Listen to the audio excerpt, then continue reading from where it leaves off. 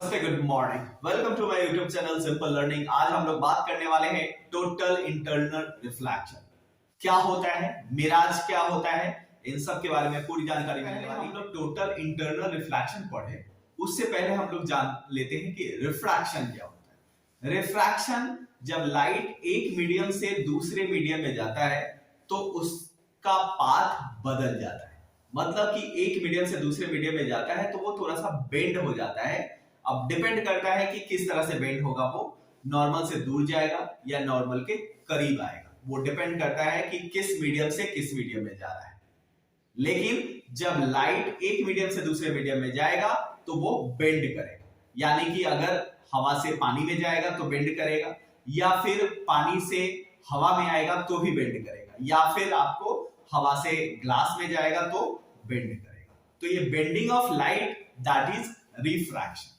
अब यहां पे हम लोग बात करेंगे टोटल इंटरनल रिफ्लेक्शन क्या होता है, ठीक है, जिसके कारण आपको मिराज दिखाई देता है, मृग तृष्णा जिसको बोलते हैं। कई बार आप लोगों ने देखा होगा कि जब रोड पे चलते हैं गर्मी के दिन में तो आपको लगेगा कि दूर कहीं दूर पानी है रोड पे, लेकिन जब पास आते हैं तो देखेंगे कि वहां कुछ भी नहीं है और लगेगा कि और आगे पानी, फिर उसके पास भी जाएंगे तो कुछ नहीं। तो ये क्या है, मृग तृष्णा इसको कहते हैं, मिराज कहते हैं। और ये टोटल इंटरनल रिफ्लेक्शन के कारण होता है। ये क्या होता है, डायग्राम से हम समझते हैं। इसको अगर हम लोग इंटरफेस बाउंड्री बोलते हैं, दो मीडियम का बाउंड्री है। अगर इधर आपका डेंसर मीडियम है और यह इधर आपका रेयरर मीडियम। अब अगर ये इंसिडेंट रे है, यहां पे एक नॉर्मल हम ड्रॉ करेंगे।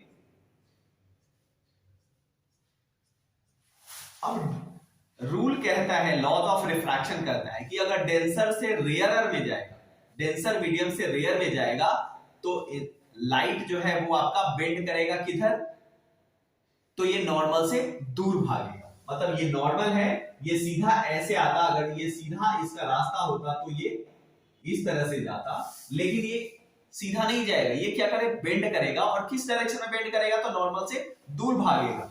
तो ये इसका रास्ता आपका ये हो जाएगा, ये नॉर्मल से दूर चला गया।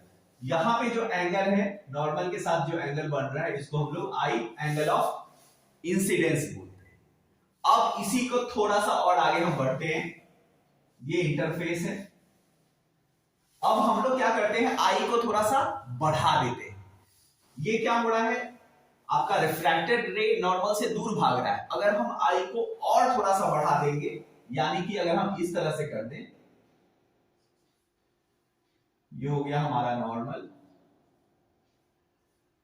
सेम सिचुएशन यहां पे रहेगा, डेंसर रहेगा ये, और ये रहेगा आपका रेयर।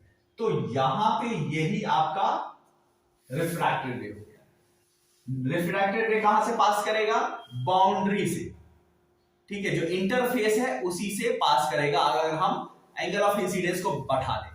और जितना बड़ा एंगल यहां पे बन रहा है, ये एंगल ऑफ इंसिडेंस, इस केस में जो एंगल ऑफ इंसिडेंस है इसको हम लोग बोलते हैं critical angle, IC. Angle of incidence है लेकिन इसको हम लोग बोलते हैं क्रिटिकल एंगल। क्यों, क्योंकि जब वैसा एंगल ऑफ इंसिडेंस जब रिफ्रैक्टेड रे बाउंड्री से होके पास करता है तो उस केस में हम बोलते हैं एंगल ऑफ इंसिडेंस को क्रिटिकल एंगल, ठीक है। तो ये यहां पे जो बन रहा है अभी क्या है आपका, क्रिटिकल एंगल। जब नॉर्मल से इतना दूर चला जाए कि इंटरफेस से होके, यानी कि दो जो मीडियम है उसके बाउंड्री से होके पास करे रिफ्रैक्टिव रे, तो उस केस में हम बोलेंगे एंगल ऑफ इंसिडेंस को क्रिटिकल एंगल। अब दूसरा में अब हम क्या कर रहे हैं, थोड़ा सा बढ़ा देते हैं और बढ़ा देते हैं, ठीक है, और हम बढ़ा देते हैं एंगल को और बढ़ा देते हैं। मतलब एंगल ऑफ इंसिडेंस को हम लोग क्रिटिकल एंगल से भी बड़ा कर देते हैं। ये एंगल ऑफ इंसिडेंस क्या है आपका, ये आई जो है आपका वो है ग्रेटर देन आईसी, ठीक है। ये आई एंगल ऑफ इंसिडेंस इस केस में क्या है आपका, क्रिटिकल एंगल से बड़ा है। तो ऐसे केस में क्या होगा, जिधर से लाइट आया है उसी डायरेक्शन में, उसी मीडियम में वापस चला जाएगा। जिस मीडियम से लाइट आया है ये आपका सेम सिचुएशन है, आपका डेंसर और ये रेयर। तो अगर angle of incidence critical angle से ज्यादा हो जाए तो लाइट जिस मीडियम से आया है उसी मीडियम में वापस चला जाएगा, और इसी को हम लोग बोलते हैं total internal reflection. Total internal reflection. अब इसी के कारण हमें मिराज दिखाई देता है। अब सपोज करिए कि जैसे रोड है, अब रोड पे क्या हुआ, रोड सरफेस काफी हीट हो जाता है, काफी गर्म हो जाता है, जिसके कारण रोड के पास की जो हवा है वो गर्म होके ऊपर आ जाती है, और रोड से थोड़ा ऊपर डेंसिटी क्या हो जाता है, ज्यादा हो जाता है। मतलब कि वहां पे मीडियम जो है वो डेंसर हो जाता है। रोड के पास क्या होता है, मीडियम रेयर हो जाता है, और रोड से थोड़ा सा ऊपर मीडियम डेंसर हो जाता है। और ऐसे इस कंडीशन की तरह होता है। और क्या होता है कि रोड से ऊपर ही लाइट आता है और रोड से ऊपर ही ऊपर चला जाता है, मतलब रोड को टच नहीं करता है। रिफ्लेक्शन रोड से नहीं होता है, रोड के ऊपर से ही हो जाता है, टोटल इंटरनल रिफ्लेक्शन। और उसी के कारण रोड हमें नहीं दिखाई देता है और हमें लगता है कि वहां पे पानी है, लेकिन जब वहां पे जाते हैं तो ऐसा कुछ नहीं होता है। और ये सब क्या होता है, ये सब आपको टोटल इंटरनल रिफ्लेक्शन के कारण